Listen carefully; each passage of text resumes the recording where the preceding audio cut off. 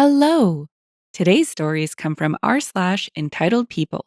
We've got three stories today. First up, entitled Karen makes a fuss over my plane seat, then insists that I pay for her to move. So, this happened back in January 2018, so my memory may be a bit fuzzy. So, I'm a 23-year-old man who usually visits my parents and siblings for Christmas and New Year's because that's the only time I can see them. So, I'm in the airport waiting to board my flight as I see a woman getting angry because her kids were tired and wanted to get on the plane. I think nothing of it and hope she's not sat near me. Note, she was at my gate. As I was approaching my seat, an aisle seat in business class, because I knew it would be smarter than asking people to stand up so I can get to the bathroom. When I get to my seat, I see one mother and two kids, one in my seat. I tell the mother that's my seat. She is visibly pissed at that statement and snaps back, "No, it's not, you corn nut." Me, not wanting to have a fight on a plane, grabs the attention of a flight attendant and I show her my boarding pass. So the flight attendant asks her to move from my seat politely. And as if being asked to move set off the Karen, in a raised voice, not shouting, says, "This is my seat. I paid for it, so frack off." The flight attendant, still being polite, asks to see the boarding passes to check the seats.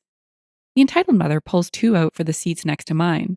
The flight attendant, slightly less kind, says, "Ma'am, these are only two boarding passes. Where is the third one?" Mother, thinking she's smart, says, "I must have dropped the third one, so I can't give it to you." So this causes me to butt into the conversation and say that I have the boarding pass for that seat because it's my seat. The look on her face, you would have thought I slapped her kid and called her a witch because she then shouts, "Give me my boarding pass, you witch." I'm confused why she's so delusional at this point because it's obviously my ticket since I bought it. The next part was back and forth arguing, which I can barely remember. But from what I do remember, it was the flight attendant saying that I clearly paid for this seat, as it had my name on the boarding pass, and her arguing for a few more minutes before stopping grinning. And she said, "Well, if you want me to move so bad, how about you pay to upgrade me and my children to first class?" I responded by saying, "Miss, I only have a business class seat because I do a trip like this once a year, so I tend to be comfortable during my flight, and I don't have the funds for three first class tickets." The flight attendant then says to the Karen, "Either you or one of your children will have to move, or else we will have to remove you from the flight." Then, without holding back, she screeches, "If I leave, he's going to touch my babies." Me and the flight attendant are physically taken aback after hearing this. After that, I stopped trying to be nice and responded, "Get the frack out of my seat and never make those claims again, you self centered witch." The flight attendant tries to calm me down and calls for security. In the end, the Karen and her children were escorted off the flight, and I got a row to myself. I forgot about it until the other day, so I decided to post it here after getting into listening to these stories on YouTube. Anyway, thanks for reading my story. Ooh, a fellow lover of YouTube Reddit. I love airport Karen stories. I think it's because everyone has tickets and it's just so easy to prove that they're full of it. Then there's the angelic flight attendants who come in to save the day with all of the power of Thor's hammer and obliterate these entitled people. There were a few good comments before we move on to the next. Drag Queen said, "Has the money for two first class tickets but not three, tries to shame actual assigned passenger to give it up, suggests she's obviously done this before. Emergency exit row is still my preferred spot because you shouldn't have children in that row. Thankfully, I haven't had to complain about any annoying kid in said row. Yet." Javacat said, "This just happened to me a few weeks ago, except it was a Karen trying to sneak her kid into an emergency row seat. I told her that her kid couldn't sit there because A, it was my seat, and B, minors can't sit in the emergency row. She was upset, but the flight attendant made quick work of her and put her in the very back of the plane where her seats actually were." Wafer 2016 said, "Holy crazy crap on a cracker, that witch was insane. Welcome to the no-fly list, Karen." Clara Sani asked, "How did they even get on the flight with only two boarding passes?" Old and Perverted said, "I'm guessing she had it, but showing it to the flight attendant would have proved she was lying." Our second story is entitled Karen Gets Mad at Dollar Store. My first time posting here. Little bit of a backstory. I'm an armed security officer at an outdoor mall. So I get a call from a dollar store where everything is $1. You know the one. Anyway, the manager calls me and says that a minor attempted to steal in the store and the mother is causing a scene with other kids present. So I arrive and walk in and I see 8 kids and one mother all yelling. So I raise my voice and loudly exclaim, "Quiet, right now." Well, Mama Karen turns around and tells me not to yell at her kids. I tell her that I apologize, but I couldn't follow what was going on and would she kindly explain what was going on? She then proceeds to get an attitude and say that the store manager accused her child of stealing. I look to the manager, whom I've known for years, and say, "Ma'am, is this accurate?" She responds, "Yes, sir." The child, points to said child, has a candy bar and drink. So I look to the mother and ask if she can ask the child to empty his pockets. She refuses, so in order to at least resolve the situation, I ask her and the children to step outside the store so that they won't be bothered by the staff of the store. In all honesty, this was just to get them out of the store. So now that we're outside, I get a text from the manager on our work phone that we carry, and it is a request to ban them from the store. This is something that I was going to do anyway. However, I decided to take it a step further and ban them from the entire mall complex. I have the paperwork with me to do this and begin writing out the property ban and trespass warning for her. I ask her name for my report so that I can take it up with corporate, and she seems very happy at that and gives me her name. I put her information on my report and the property ban and trespass paperwork. Just to clarify, I do have to notify property management of what I had to do, so I did not lie to her. So I tear off her copy of the trespass and property ban, and she explodes at me. "You can't do this. You don't have the authority to do this. I'm calling the police. My husband works there."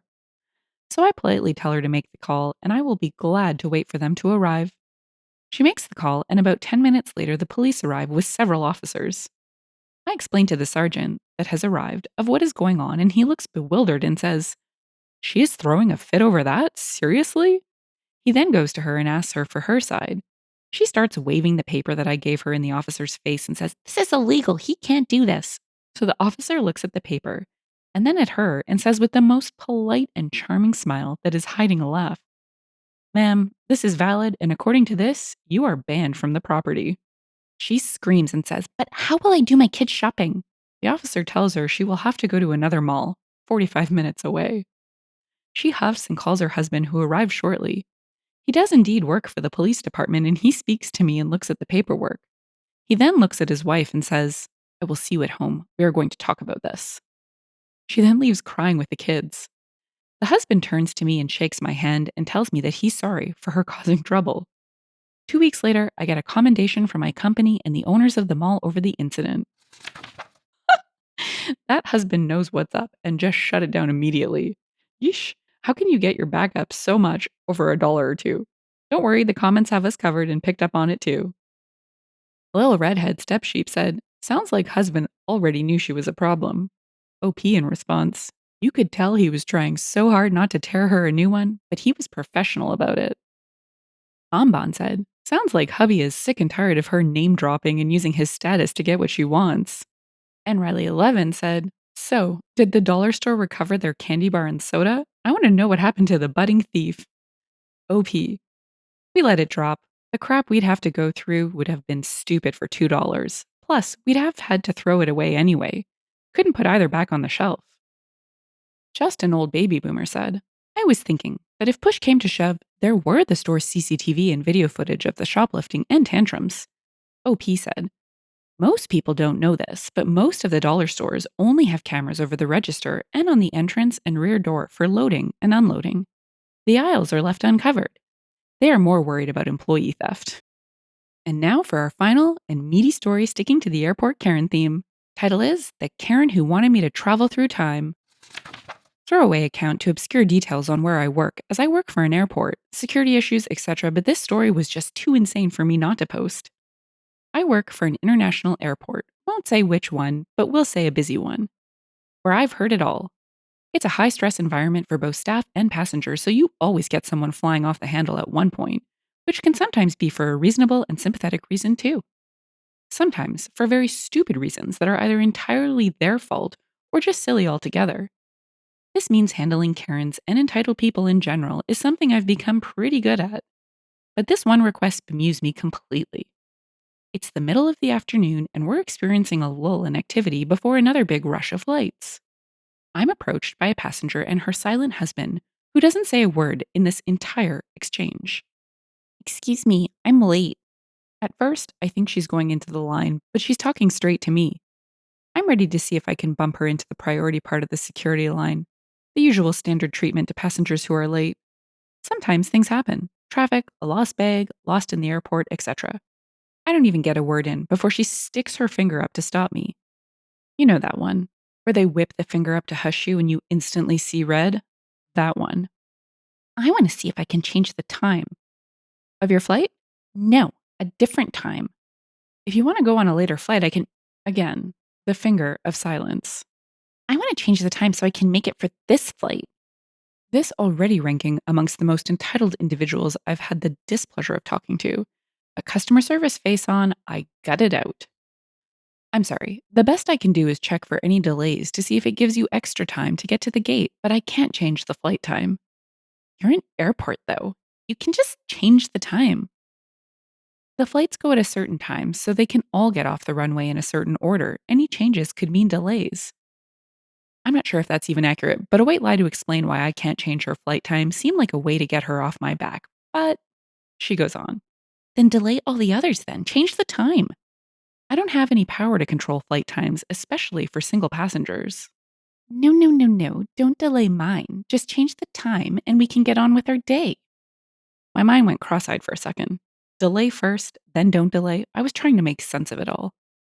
I cannot change the flight time. I'm sorry. The finger. Again. You are not hearing me. Change the time. This time, she just spread her arms out patronizingly, as if I was struggling putting two and two together. So I say, I cannot change the time of any flights. If I could, I would, but I can't. No, just change the time.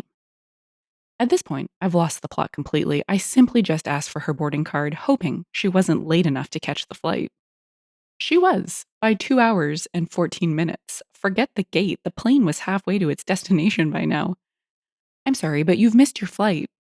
I know that. That's what I'm trying to say. If you change the time, we can get a new one for the same time, and then we'll be on time. Once more, explaining this like I'm struggling to put the round block in the circle shaped hole. So I say, I can't make a new flight happen. If you go to your airline desk, they can book you on a later flight, either tonight or tomorrow. But I can't just the finger, this time with venom. All we want is for you to change the time. I don't see why you can't do this simple thing. It'll mean other people who are late can get on brand new flights too. This should be a good thing for you. I saw the husband. He had distanced himself a few yards away, fiddling with the hand sanitizers as if trying to ignore what was going on. And it was at this point it clicked in my head. So I say, you want me to change the time? Like go back an hour? Finally, he gets it. She looked to the husband, who wasn't wanting any of this. Yes, change the time. It shouldn't be hard to do. To that one. She pointed at the destination on the boarding card I was still holding. I could physically feel my brain leave my body in a pink sludge. I had no response for an awkwardly long time. I'm Doctor Strange, apparently. So I said, I can't do that. I can't change the time zones. Why not? On the itinerary, it shows me the time zone difference. So why not follow it for a change?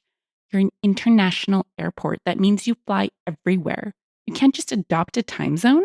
What if people have jet lag from other countries? No, all flights go in our time zone. No exceptions.